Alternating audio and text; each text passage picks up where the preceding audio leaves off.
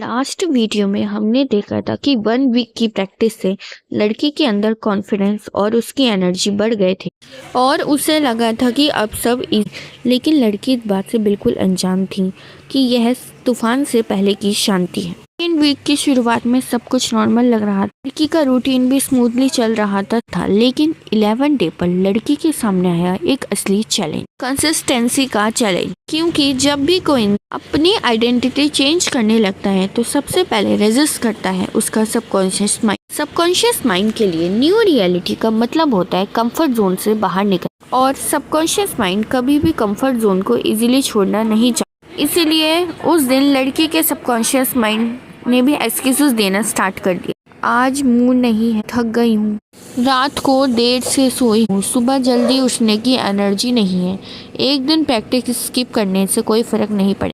और धीरे धीरे लड़की अपने सबकॉन्शियस माइंड के रेजिस्टेंस में फंसने लगी। उसे लगा आज रहने देती हूँ, लेकिन उसी मोमेंट पर उसके कॉन्शियस माइंड से एक आवाज़ आई, 5 मिनट।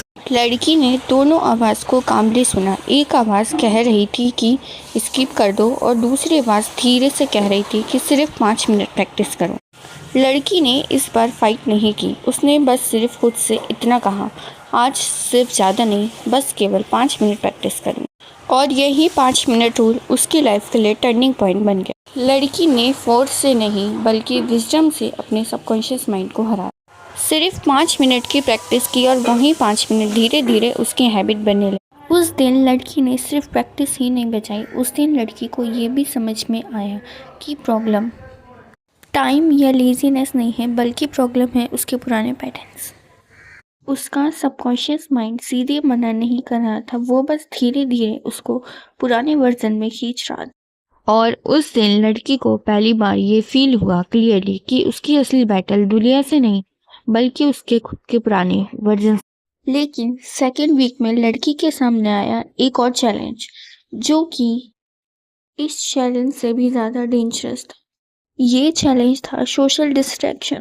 एक दिन लड़की ने विजुअलाइजेशन करने के लिए फ़ोन उठाया। लड़की का इंटेंशन क्लियर था कि ऑडियो लगाना और अपनी विजुअलाइज प्रैक्टिस, लेकिन फ़ोन की स्क्रीन को ऑन करते ही लड़की की नज़र एक रील पर जाकर रुक गई, जिसका टाइटल था, आखिर क्यों आपका सबकॉन्शियस माइंड आपको चेंज नहीं होने दे।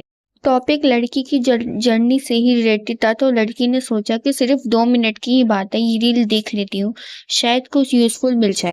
और जैसे ही लड़की ने रील प्ले की, उसके माइंड में डोपामिन रिलीज। डोपामिन की वजह से उसका फोकस धीरे धीरे प्रैक्टिस से हट गया और धीरे धीरे वो बिना सोचे समझे एक के बाद एक रील देखने लगी। और जो सिर्फ 2 मिनट का ब्रेक था वो कब आधे घंटे की स्क्रॉलिंग में बदल गया, लड़की को पता भी नहीं चला। फिर अचानक एक रील उसके सामने आई जो विजुअलाइजेशन के बारे में थी। इसी मोमेंट पर उस लड़की को रियलाइज हुआ, मैं तो यहाँ विजुअलाइजेशन करने आई। उसने बिना 1 सेकंड वेस्ट किए विजुअलाइजेशन म्यूजिक प्ले किया और अपनी विजुअलाइजेशन प्रैक्टिस स्टार्ट। लेकिन कुछ ही सेकंड बाद उसे ऐसा फील हुआ कि इस बार कुछ अलग है। वो अपनी न्यू आइडेंटिटी इमेजिन ही नहीं कर पा रही। उसका माइंड रील्स की वजह से ओवरलोडेड हो चुका था। उसने दोबारा कोशिश की, लेकिन अब भी वो अपनी न्यू आइडेंटिटी को इमेजिन नहीं कर पा रही। उसने 4-5 बार ट्राई किया, लेकिन हर बार उसका फोकस टूट जाता। हर बार उसके माइंड में वही विजुअल फ्लैश होने लगते जो उसने अभी अभी रील्स में देखे, और इसी वजह से वो उस दिन विजुअलाइज ही नहीं कर पाई। उस दिन लड़की ने पहली बार प्रैक्टिस को कंप्लीट करने की बजाय वहीं रोक देना चूज किया, क्योंकि अब वो समझ चुकी थी कि फोर्स से सिर्फ प्रैक्टिस पूरी होती है, आइडेंटिटी नहीं। आइडेंटिटी चेंज करने के लिए सिर्फ सही एफर्ट नहीं बल्कि सही डायरेक्शन भी चाहिए होती है। और शायद इसलिए उसने पहली बार एक सही मेंटर ढूंढना स्टार्ट किया। लेकिन क्या वो सही मेंटर तक पहुंच पाएगी या मेंटल नॉइज उसको दोबारा पुराने वर्जन में खींच ले? इसका जवाब आपको मिलेगा नेक्स्ट पार्ट में।